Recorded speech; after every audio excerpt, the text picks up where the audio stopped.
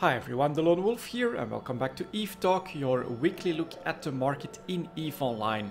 Now, as we walk to the couch, another week filled with a lot of salt, because next to the nerf that CCP is planning for the June release of the mining anomalies and the excavator drones, CCP is now also planning to do a nerf for carrier and super carrier ratting by reducing the damage from fighters and bombers, I think. So all of that is creating quite a bit of a firestorm of discussion at the moment.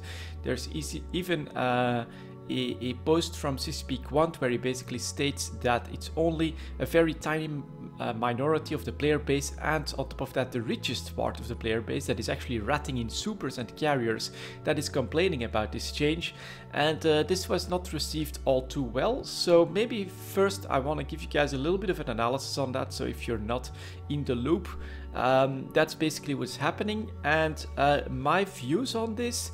I would say on one hand, sure, CCP Quant mentioning that this is only a tiny minority is probably not the best thing to do, but the rest of the post that seemed to be forgotten there is that he gives the reason why this nerf is coming, and because the money supply from ratting is out of control and is actually impacting the economy, and it is creating a bit of an RMT problem because too many people are getting into supers and then basically making what can be considered equivalent to minimum wage in some of the poorer countries in the world. So I think that this is actually a good reason. If they're seeing that there is a problem with the ISK supply and that is actually starting to really feed into RMT, it's normal that they want to do something about that. On the other hand, yeah, the player base is again seeing nerfs to nullsec, which is supposed to be the driving force behind EVE Online, and is definitely the driving force behind EVE Online content and media attention and things like that. All of that is getting nerfed basically across the board again, and all of it is just because basically groups are finding the most efficient ways of making money, creating stuff. So there are coal mining and of course the ratting in carriers and supers, and well, you know, it's just the best way to play the game. It's considered end game by a lot of people, and now CCP is basically turning around and saying, nope, you're doing too much of that, we don't want you to do that, which of course is not always the best way to do things. But I would say that while a lot of people are complaining about all of this, there are, in my opinion, two major causes behind all of these problems. The first one, I would say, is that CCP has been killing off a lot of the drivers for conflict in the game. We're not really seeing massive wars over resources anymore, and a major culprit is the new structures. They're basically too tanky, and with asset safety there is no way or no real reason to go after these as objectives anymore. Now, I'm still thinking that maybe when CCP also changes all the outposts to faction citadels, that they may after that nerf the 2-timer thing, but I feel like with 3 timers and asset safety you can just plunk those down and know that nobody is really going to bother hitting those unless they're basically too bored to do anything else. So yeah, the lack of conflict drivers at the moment in nullsec, because of the safety net that all of these structures provide, I think is definitely a pretty big problem. I would say CCP needs to just step it up when it comes to the moon mining and make those resources depleting and popping up in other places of space, forcing alliances that enjoy the moon mining income to move and to start fighting over those resources, or decide to hunker down, but then eventually they'll deplete and need to wait for the cycle to come back to their moons. So I think that would basically fix in part at least the conflict driver problem. But what is the real problem behind all of this? I'll be honest, in my opinion, the real problem is something that we check every week. It's the skill injectors, the skill extractors and skill injectors. This was my one complaint when it comes to skill injectors and skill extractors. I never said that this was against the rules of the sandbox, and I still don't think it is, but the one threat that these items posed would be a shortening of the lifespan of the game, for the game itself and for the players that use these items. And I think that what we're really seeing here is a symptom that is caused by this. People see the Rorcal is the best, they go massively for skill extractors and skill injectors and get into the Rorcal. That get nerfs, so their idea is build up a super and then get into super ratting. Just get yourself into the best PvE content to generate enough ISK either for yourself or for your alliance and become the most powerful in the game, which is for a lot of people, of course, how they can view endgame in EVE Online.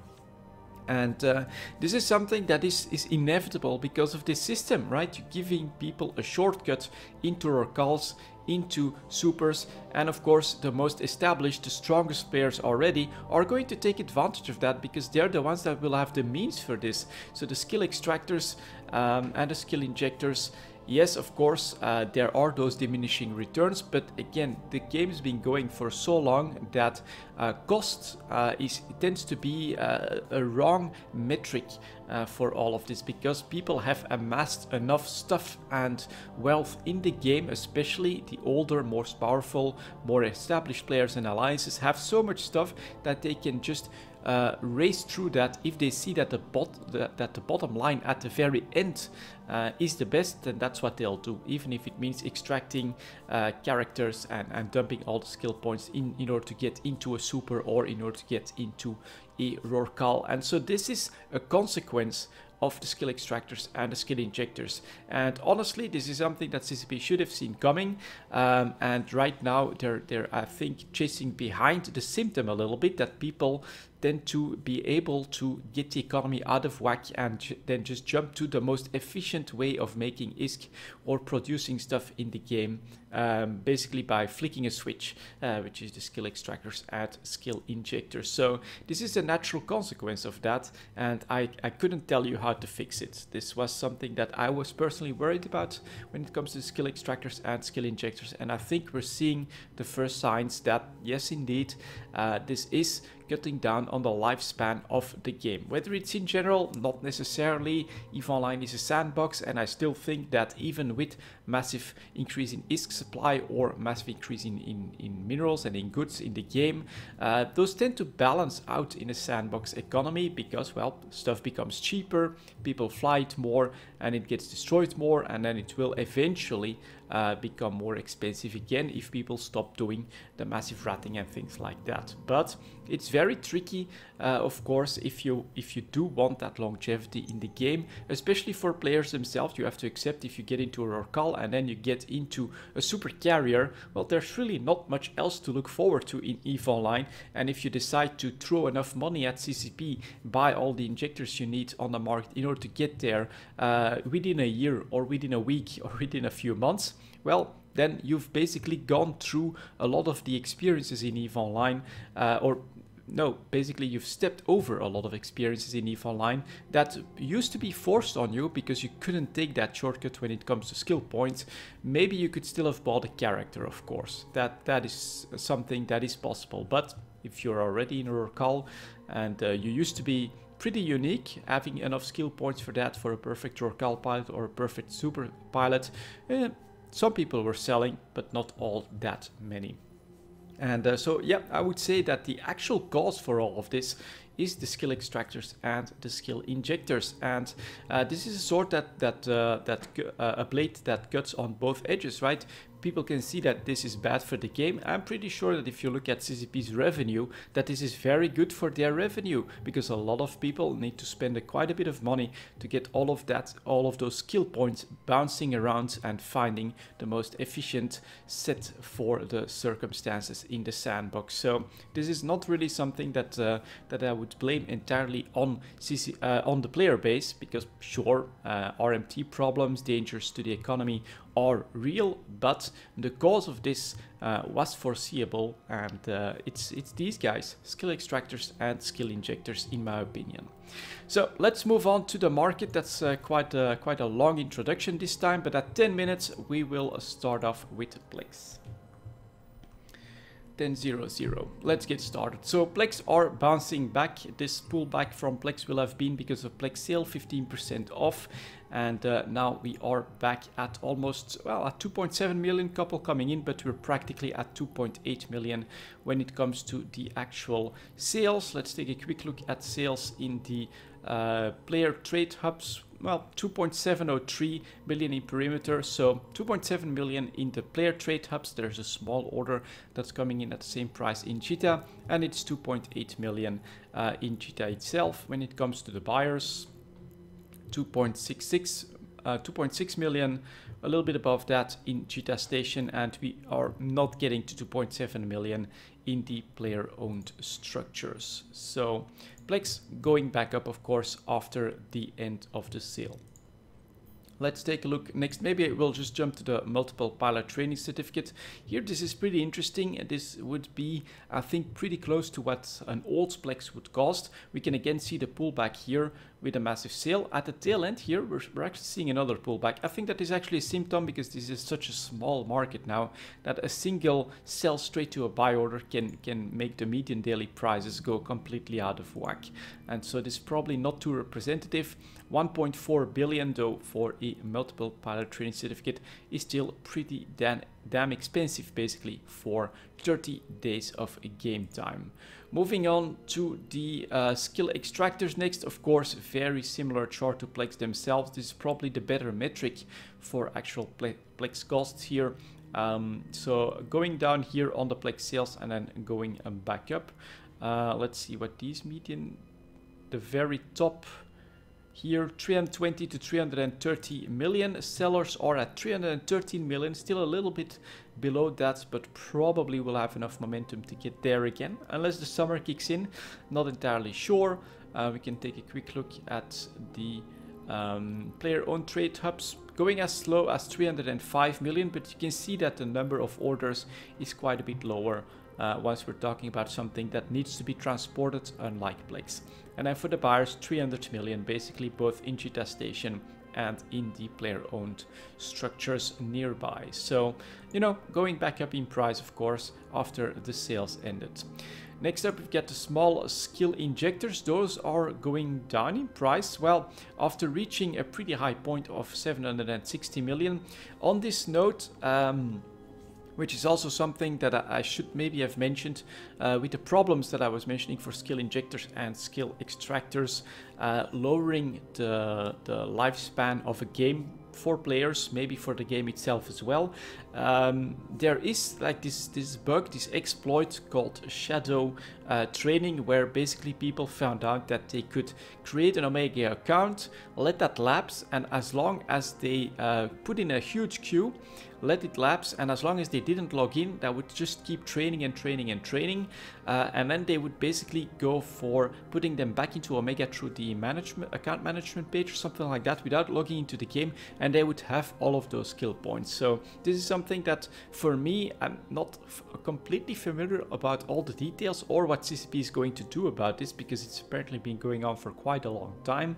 But I still think that this is one of those things. I agree with the post basically that I read, where it said that there should be consequences for exploiting this, because this is clearly a bug and an exploit that you're doing in order to create massive supplies of skill points. Now, it's probably pretty late to the game, and that means that a lot of people will have cashed out on that, and all of that is floating around in the economy, which again is actually making it easier to create all of these skill injectors and just bounce to roar calls, to supers, to things like that.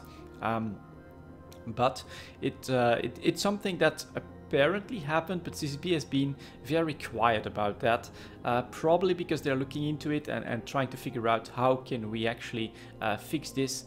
Apparently there's been some stopping of skill queues and things like that as well, but we'll have to see on all of that works, but this of course would be something that if left untouched would just exasperate the entire process, of course, because then people would have basically alpha accounts that would endlessly train more skill points.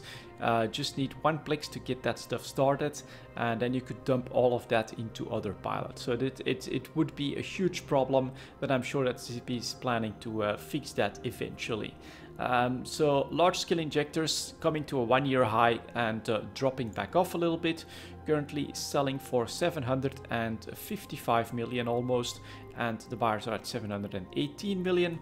And then the small scale injectors, of course, not a very good chart, but we can also see maybe at the tail end that we're going back down a little bit in median daily prices, currently selling for 155 million almost, and buying for 137, 131 in JITA. So quite a bit of buy orders that are quite a bit higher in the player-owned structures, which is of course because they can cut down on taxes quite a little bit when it comes to putting up buy orders there. Quite interesting. Some people apparently make mistakes when it comes to that, because the range, not all of them are in green.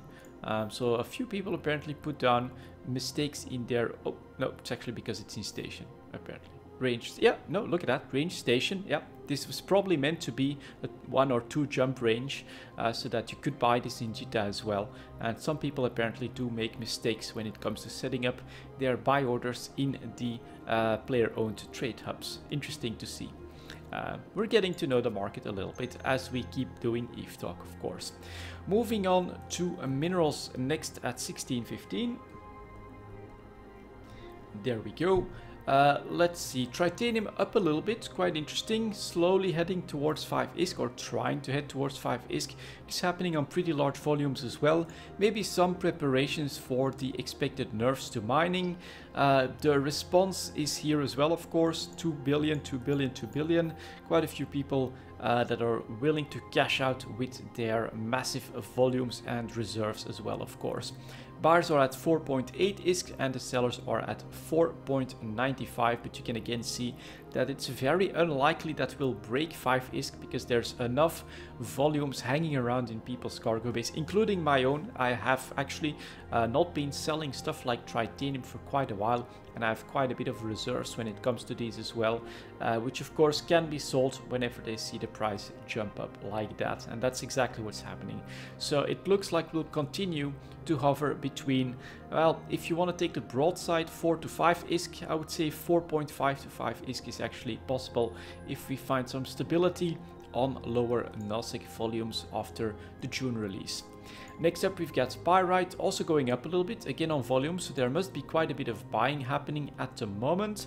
Not that many fresh sell orders to be spotted here either. 634 for the sellers, 590 or 582 for the buyers here. Not spotting a lot. Actually, this again, it's 18 million being bought in the perimeter trade hub, but station range. So this is actually, we have to look at the green ones basically when it comes to the buy orders that are around this market hub. So slightly going up as well though, let's keep that in mind. Let's see what the next one is doing. Mixlon also taking off, not that much on a volume jump, but I can again see some buying happening in NASIC in preparation of the nerfs to the mining there. 77 ISK for the sellers, 73 almost for the buyers. Again here, one bad buy order, 7 jumps away. Get out of here. But maybe I should look at the filter. On the other hand, I tend to use the station filter on my main a lot, just to, you know exactly how things are within a single station. So we'll keep doing it like this for now. So 77 ISK for Mexalon, definitely, even historically speaking, a really good price. And again, I say this every week, but it still holds true. And this is apparently the bottleneck when it comes to nullsec. So they can mine up a storm, but they'll always lack in Mexalon. And as a result, if you do some high-sec mining like myself, focus on the sources that will yield you Mexalon, of course.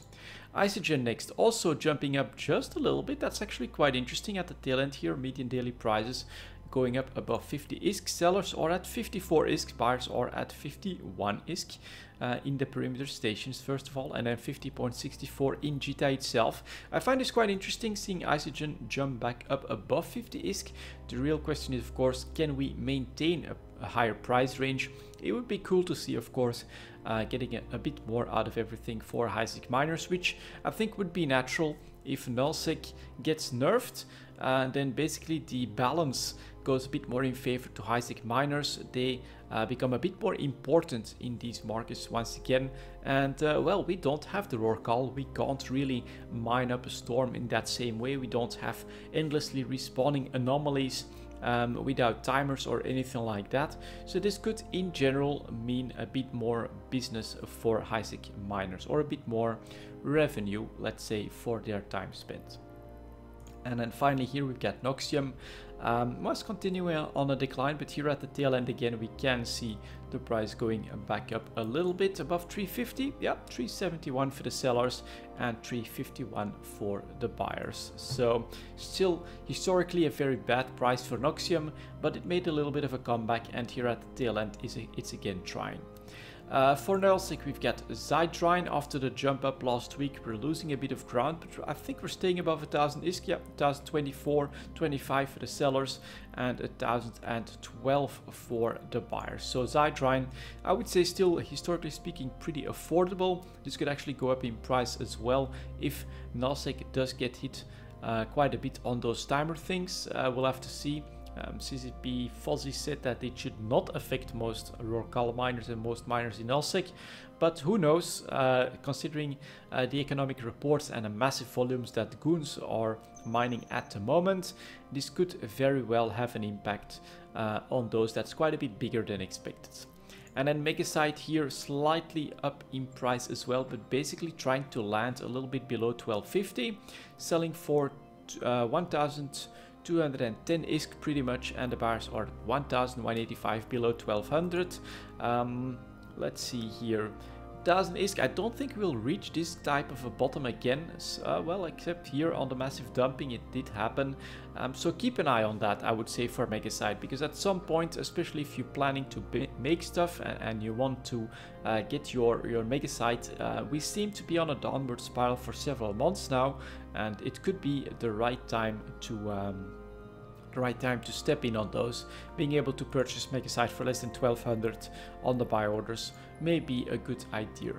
And then finally, of course, we have Morphite as well. Slight jump up. Are we above 10k? Not yet, I don't think. 9600 for the sellers and 8,900 for the buyers. So we're still pretty cheap Morphite at the moment, but quite a few jumps up in minerals in general, of course, as a response to the announced nerfs of the Rorqual once again. So after that, let's move on to some PI 2240. Man, I got through that pretty quickly because we're actually gaining up on time here quite a bit. Let's take a look at these. Here again, I also think that the summer story is going to start. So summer historically has been lower activity in EVE Online. As a result, last year, surprisingly enough, we had very strong summers, but I think since we're coming off a very strong March-April month for a lot of the PI stuff, I actually think we might be pulling back at this point. And here for construction blocks, you can see that we're settling at around 12.5k. Sellers are at 12,700, buyers 11,784, so 11,800. This is probably right on the average for construction blocks. And so if demand doesn't pick up on low activity, I actually think that we might see some buy opportunities show up throughout the summer here. We'll have to see, of course, because consumer electronics is proving me wrong, heading straight for the actual one-year high here above 17.5k. We're empty of those, 23.6k for the sellers. So that's basically, must be increased volumes. Well, maybe these few here, but I'm not seeing it in the last few weeks. Consumer electronics, very high demand, 23,600 for the sellers, 16,600 for the buyers, well above average. If you can make this or bring this to the market because you have some of these in reserve, then do so now We're at the 1-year high point, and this is an extremely good price for consumer electronics. I would say again 12.5k would actually be a normal average. So incredible opportunity right here at the moment. Coolants though is back to the other story here after strong February and a delayed strong September here. Most of the other ones were July, August. We're coming back here towards an average price. I would say coolants 12,500 first sellers, 12,900 for the first respectable volumes, 11,757 for the buyers. I would say that this is a normal average price for coolants. It's up to you to decide whether or not you still want to unload your reserves or what you're producing at the moment. That depends. Do you think that the summer might bring lower demand and lower prices, or do you think that the summer might mean another uptick for some reason? I personally think that we might see lower prices, especially because we're not really seeing anything PI related in demand that's going to come out throughout the summer. We have to wait up until the winter. So that's my reading on that. Enriched uranium next, settling, well, above average though, 16,200 and 15,500 for the buyers. So I would say that this is still a bit above average, but you can also see that we've lost ground to the high point in March and April. And again here, August, September, not bad either. But enriched uranium I think is a bit harder to make, and so it's not 12,500, that's the average here. I would say it's a bit above that, between 12.5 and 15k is probably the average price. Mechanical parts next, here continuing to slowly give back ground, and we are settling at 12,000 for the sellers, 11,200 for the buyers. I would say again here we're pretty much reaching the average price, although it could go below 11k as an average price as well. This is basically the settling down after again here very strong March and April. Oxygen next, finally crawling out of the hole. I was actually starting to get worried because we had oxygen at below 4 on the disk for quite a while, which is definitely below average as well. It's just not a market that I'm all too willing to jump into because of how easy it is to produce this kind of stuff. It is of course only a P1 material, but it's up 441 for the sellers, 427 for, yeah, let's say 427. There is one buy order at 435 as well. For oxygen, it's back in a more normal place, a more average place once again. And so the question is again going to be, what's coming next? What's coming this summer? Robotics next. Are we below 100,000? No, we're actually jumping back up and managing to stay at 110,000. 114,000 for the sellers, 106,000 for the buyers. A bit of margin forming there, a bit more supply here as well, 28,000, 40,000, 12,000. I would say there is still pressure on robotics, but it is clearly hesitating to go back below 100,000 ISK, which is actually the normal price, the average price for robotics. So we're still above average, but it's pretty obvious again after very strong March that we have to give back ground a little bit. Rocket fuel next. Here, this was the movement that at some point I think was bound to happen.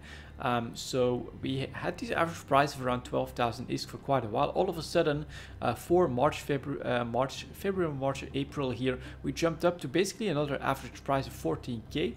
Quite a bit of a jump up, but in the end here we are back where we started. 11,500 for the sellers and 11,000 for the buyers. Rocket fuel is back on its regular band of a price range here, I think. And considering a lot of the others are there as well, except for consumer electronics, I think we might be here to stay. And again, as the summer comes closer, I think we'll be under pressure here.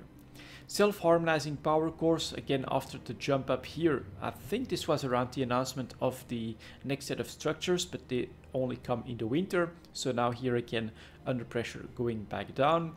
2.15 million for the sellers, 2.1 million for the buyers. Quite a big buy order here though, 5,000 units in the perimeter station. Some people are already of course prepping, maybe investing as well in some of these goods. I think it's a bit too early. I think if I'm right and the rest of all of this gets under pressure on the summer on low demand, then this will have an impact on these advanced PI materials as well. And I think the right buy opportunity will show up later in the summer. Superconductors next might go below average here. 11,700 for the sellers, 10,700 for the buyers. Probably a little bit below average at this point. Again, here we do see the difference, 122,000, 15,000. It's quite a bit more in volumes, although the buy orders are respectable as well, 44,000, 37,000. It's pretty obvious that at the moment superconductors are a bit below average and oversupplied. Test cultures next, a bit of a jitter here, but we're staying at the current price range, 8,500 for the sellers, less than 8,000, so 7,790 for the buyers. I would still say that if you're, I have some investment in these, all of them bought for less than 8,000 ISK. I think maybe one batch at a bit above that, but this is a preparation for, you know, some volatility to come back at some point. I think we do need patience for that, especially considering again where all the others are. And finally, wetware mainframes, with the well-known pattern here going down a little bit more almost every week. Currently selling for 2.2 million, a bit above that. Buyers are at 2.1 million, basically bringing these in line with the self-harmonizing power cores. This, in my opinion, makes this buy order here of 5,000 units. Let's see if there's a similar one for wetware mainframes. Yeah, someone is also trying to buy 4,000 units of these. This makes this one more interesting because the wetware mainframes, at least for all the previous launches of structures, have been the real bottleneck, have been the most volatile and the most problematic when it comes to finding supplies at the height of the hype, right here and right here. So it's quite interesting to see this one come right back in line with the self-harmonizing power cores. Some people are investing in that already. We can see that on the buy order, so keep that in mind as well. It's up to you to decide. Again, PI I think could be quite interesting, but I personally think that we'll be in for a weak summer, and I think that's when I want to get in there and buy some of these goods. Moving on to Take One ships, 31 minutes. Let's take a look at those. So the Abaddon jumped up a little bit. I think this might have been speculation on the Take 3 nerf, but I actually think that apparently a lot of people are now saying, nope, you know what, we're not going to do Take 1 battleships, we'll stick with our faction battleships that are all the rage at the moment. So the Abaddon back on its low price point at the moment, selling for 160 million basically, and buying for 150 million. This here, you know, a lot of people might see this as a bad thing, but with minerals so cheap and Take One ships so cheap, it should be a no-brainer to use these and to lose these and to have wars around these. But of course, human psychology is not exactly made like that. People want that edge, people want to be able to have victory, and so because this has become so cheap, people just move up to the next tier, to carriers, to supers, to faction battleships.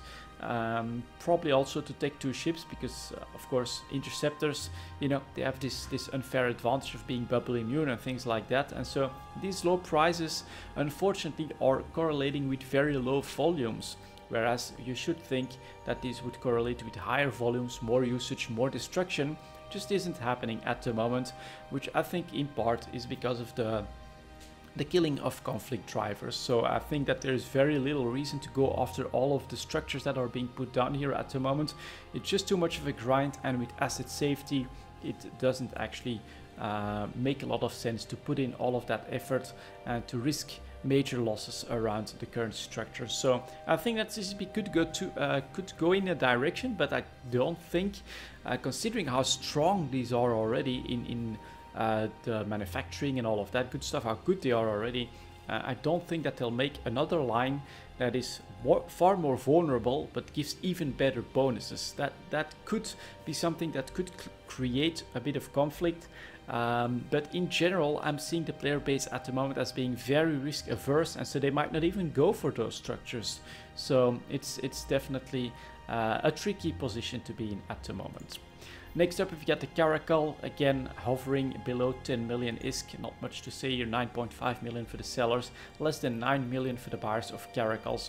There's a decent volume here, so sometimes we will probably see a bit of a jump up, as the Caracal is still one of those Take One ships that is being flown buy alliances quite a lot. It's really a pretty good platform in general, and so sometimes you get this interest and a slight uptick in price, but it seems like we're staying well below 10 million for now. The coveter actually coming up a little bit. This is probably in response to the Rokal nerf, so this one comes up just a little bit, but still selling for 26 million. Buyers are at 24 million. Definitely much cheaper than before the Ascension expansion.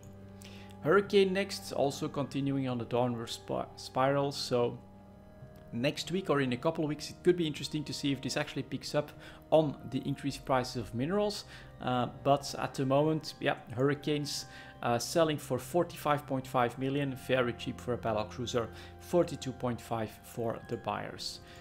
Next up here we get the Maelstrom, also again under pressure here at the end, currently selling for 168 million, buyers 143, quite a wide margin, bit more supply on this one, but it's very cheap for battleships at the moment, which makes these very accessible and affordable. Unfortunately, as I've said, at the moment people are just jumping over all of this. They're saying, especially in nullsec, we're not gonna fly Megatrons, we're not gonna fly these Tick 1 battleships, we're gonna go straight to the very best, which is of course now easily doable because of how they can just bounce around their skill points far more easily.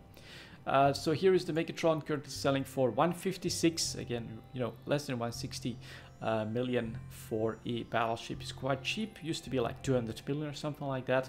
And for the buyers are at 143 million.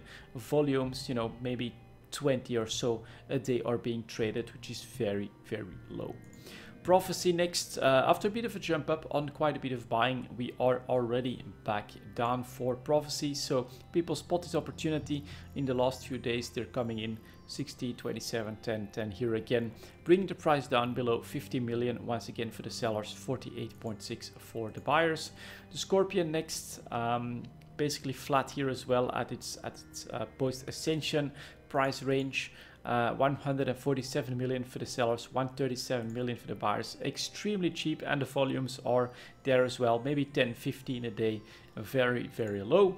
And then finally here we get the Vexor Atlas up 10.01 million, just above 10 million for the sellers, 9.4 million for the buyers. This is probably due to Vexors maybe being needed in Ishtar production, and another part of the CCP Quant post that it's basically the entire line of drone ships that are massively responsible for the massive ISK supply from Ratting at the moment. So it's not just Garrus, not just supers, but of course they can potentially have those really massive ticks of like 200 million ticks, which is pretty crazy, of course, especially if you can do this in relative safety for hours and hours on end. So yeah, it's a difficult situation here at the moment. Let's move on to Tick 2 ships, 37 minutes. Okay. Here, let's take a look here at the Ares after the sell opportunity. That's definitely not bad. Still selling for 24.9 million. Let's see what the median prices managed to reach. Something like 28 million almost here. There's more than 30 million even. Don't think that that's very realistic to have been able to sell here, but within the chart, I think 26, 27 million was definitely possible. Not bad for something that just last month, a bit over a month ago, you could have bought for like around 20 million. So it shows Tick 2 market is a little bit alive, I think, in the smaller ships. Here's the Claw, again buy opportunities below 20 million, currently still selling for 24.5 million, so not all that bad for the Claw either. A little bit of volatility. We'd like to see it higher, but I think we'll definitely take this one. Next up here, the Crow. This is not what we want to see, so here we can clearly see the decrease in volatility, so I'm not really liking this one at the moment. Selling for 24.3 million, buyers are at 22 million. Yeah, this one, you know, the Claw here, you can clearly see that this one dips close to 20 million upon triggering volatility. The Ares does the same, comes very close to 20 million. The Crow doesn't, and so this one is a bit trickier to read on the right buy opportunities. Next up here we get the Ares. That one is currently basically settling, I would say, at 48 million for the sellers, quite a few here, 85 coming in, 41 million for the buyers. It's a decent margin, right? But I would like to see buyers below 40 million basically before I jump in. Flycatcher next, bit too flat. Yeah, basically also at 65 million. 63.3 million for the sellers, 60 million for the buyers. That's not really where we want to be for buying at the moment. Maybe if you can sell some of those that you bought for like 55 million, you could still make some ISK on that. Of course, the real sell opportunity at 75 million is already over, but I don't like it when the chart settles between the highs and between the previous lows. So we would need to see this drop back off quite a bit before I would invest in that. Heretic is on a sell order, in sell order territory, of course, and this is what we do like. 45 million here. This is at 50 million, previous trigger, something to keep in mind. But then we go up to 60 million again and again and again. So that is pretty nice. Currently selling for 62 million. Buyers are at 53 million. And yeah, if you can buy these for 45 or 50 million, of course, sell them for 62. That's where you make the money. So the Heretic, really nice chart. The Hound next, this is what we don't want to see. We want to see more of that. We want to see more volatility. The Hound really flat, and buyers at 19.3 million, sellers at 21 million. Nope, you could buy Hounds for less than 18 million in my experience. Here you can see that on the chart here. So this is again not what we want to see. We need to see more volatility here to make this one interesting. The Malediction tried on quite a bit of volatility, volume here all of a sudden. Went up to 30 million. Currently 24.5 million, buyers are at 22 million. But just like the Crow, I think that yeah, it's a bit, well, there is this one here, 21 million seems to be the trigger, but it's been a long time since we've gone to 20 million for Maledictions, and so this is a bit more stable and again a bit more tricky to find buy opportunities in. Manticore next, that's interesting. That is very interesting. Look at that. Previous triggers here, 22.5 million. After jumping up with median daily prices up above 30 million, we're back down here quite sharply. And the buyers are at 22.5 million, sellers 23.1 million. And quite a bit of supply here. So this is very interesting chart. If you want in on some Manticore as an investment, this is the right time to do so. Nemesis next, taking off a little bit. Buy opportunity in one, stealth bomber, sell opportunity in the other, 24 million. It's not a great one, but 25.4 million. If you could have bought these for, let's take a look here, less than 20 million, it's definitely some ISK in the bank on this trade. So good to see. The Hound had me worried, but the Manticore and the Nemesis show some nice movement. What's the Purifier doing? Also jumping up here, currently selling for 26 million almost. Not too bad, not that much supply. Would have been a great investment at around 20 million. 21 in this case. Didn't trigger as low. And finally here we've got the Saber also going down in price. Yeah, median daily prices heading back towards 50 million. If the buyers are below that, could be, yeah, 48 million for the buyers, 51 million. Lots of supply. This again, the Saber, I would say, if you're looking for that investment, this one looks pretty interesting as well. So, I'm okay with this one, with the Tech 2 market here. I'm seeing some volatility, some movement, some oversupply in some ships, lack of supply in others, where you're selling at a really good price. There is some movement there. This is okay. So the small Tech 2 ship market, in my opinion, looks pretty good to look at. You can have some fun in that one, trying to make some ISK trading, and you can actually do that when you see at some of the sell opportunities that showed up here. Not in all of them, but enough of them, I would say, that this makes it an interesting market, far more interesting than the Tech 1 market. And then we come to 43 minutes, let's say, for the Tech 3 market. This one, unfortunately, I don't expect it to be all that great. You can see on the Confessor chart here that we're basically selling them for 30 million, massive volumes, hundreds of them still coming to the market in the last week or so. And so this is basically oversupplied like crazy. On top of that, people are expecting nerfs in the cruisers, so I would not be surprised that people are dumping their cruisers and focusing more on making destroyers. And so across the board, this one, the Tech 3 market is in a very cheap place, very cheap ships at the moment. Especially if you like flying these, you know, then it's a great time to see this, but if you're manufacturing them or if you want in on the trade, it's not too good to see this basically being flat here again at 30 million for the Hecate, 30 million for the sellers, 231, 120, 141, 68, 30. These are maybe a couple of big players that are basically dictating these sell prices, and they must have really huge stocks of these lying around. Next up here we get the Jackdaw, massive volumes, but look at that. Even volumes that is probably, let's see, 3 times the average, maybe even 4 times the average volumes, it hardly has any impact on the price.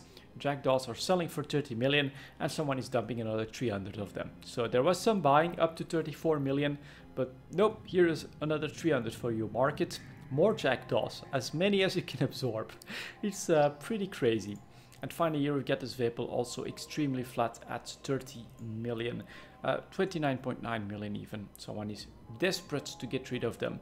So this again can swing both ways. You can see this as an opportunity. I would, if you do so, I don't think you're entirely wrong. At some point in the future, these may come back in quite a serious way, especially with different PvE content.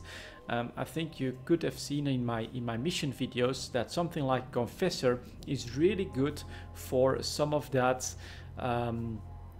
For some of those missions that are like level 2 missions and things like that, which you can also do in Tech 1 frigates, Tech 1 destroyers and things like that.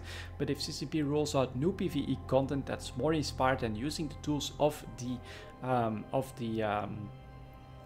shipyards, of the Blood Raider shipyards, then you know, stuff like these tactical destroyers might be really good for your baseline type of content for those. So I actually think that they'll have a niche at some point, but I would not spend billions on them. I would maybe buy 5 of them or something like that at this current 30 million prices and hope that, yeah, they make a bit of a comeback and you find that sell opportunity. But I wouldn't go all in on this. Next up, we've got the cruisers. These, of course, are languishing at their very low prices. Legion selling for 121 million, Bars at 111. And this is one thing that I'm noticing here: 18, 4, 2, 4, 10 here. We're not seeing the massive volumes here. So that's the first thing to note. I think producers have basically are either holding these stocks, hoping that there's something great coming, or just focusing their production on destroyers. Here's the Loki. That is not great. So that must be, yeah, of course, it jumped back up a little bit on the announcement that it would have dual tanking bonuses. And then people spotted that opportunity. So now it's being flooded. 64, 120, 30, 10, 10 here again, 27 here. And as a result, we're back down to 115 for the Loki. Next up here, we've got the Proteus, jumped up a little bit as well. Also back down again. And that's not on that many, well, 84 here, 34 here, it's still quite a few of them, but they've brought the price of Protei down below 120 million. And finally here we've got the Tengu, that's basically flat, so I don't think we'll see massive volume. Well, actually I'm completely wrong on that, oh my god. Tengu, 102 million for the buyers, 110 million for the sellers, 360 and 298 of them still being sold right here. This is, yeah, pretty crazy. Poor Tengu when you look at the price, but if you've ever dreamed of flying a Tengu, then you can definitely pick one up. I think I have one already that I bought for like 115 or 119 or something like that. So yeah, it's pretty crazy here to still see a 1 year low prices, 110 million, and still see 600 of them, more than that, 700 of them coming in here. Pretty damn crazy. So the Tech 3 market, I think we'll need to see what the rebalance brings, and then I think we'll need to see if they can find this niche maybe in the new PvE content that that CCP is planning to bring towards the next expansion. And then for the extra product, I'm choosing, it was a request for the Elite Drone AI. So we'll take a quick look at that. It's of course the bottleneck. Let's see if I can find it here. The bottleneck, the expensive bit of creating the Rorcal drones, the Rorcal mining drones. And you can see that basically with the introduction of these new drones, they jumped up in interest, jumped up in price from basically nothing, 170,000 ISK or something like that, to 15 million on the introduction. Volumes are still pretty massive, and they are currently selling, excuse me, for 5.2 million. 5.1 million, and the buyers are at 4.9 million when it comes to elite drone AI. And so you can also see that, yep, they did go up in price from 3 million to 7 million, so quite a bit of an uptick here in the May month, but after that they're dropping back down. So they're basically being farmed constantly. There was an increased demand, or maybe it was some market manipulation because we're not seeing it on the volumes. But yes, this is very, very expensive. You need quite a bit of them to create excavator drones. You then need 5 of them for a call. So this is the reason why all of that stuff is so expensive. I chose this because I would make one note here. There is this slight possibility, I mean, this is crystal ball looking on my side, but the next event is with the rogue drones, and so we might actually see a bit of a crash in price here if CCP decides that elite drone AIs will be part of the loot table of the upcoming event with the June release as well. So this could make excavator drones a bit cheaper if that actually hits. So this would be my my dream scenario a little bit, is that this rogue drone event is actually yeah, you know, for Rorcal pilots this might be really great if it could bring a new supply of elite drone AIs, but then of course, you know, that would be a finite supply if it's the same type of event as like Shadow the Serpent and things like that. But if this would be the trigger, the start of actually starting to unload new types of PvE content as well, then we could be in for some interesting times, I think, if that were to happen. But again, just looking at the crystal ball, I have absolutely no more information than any of you guys on that stuff.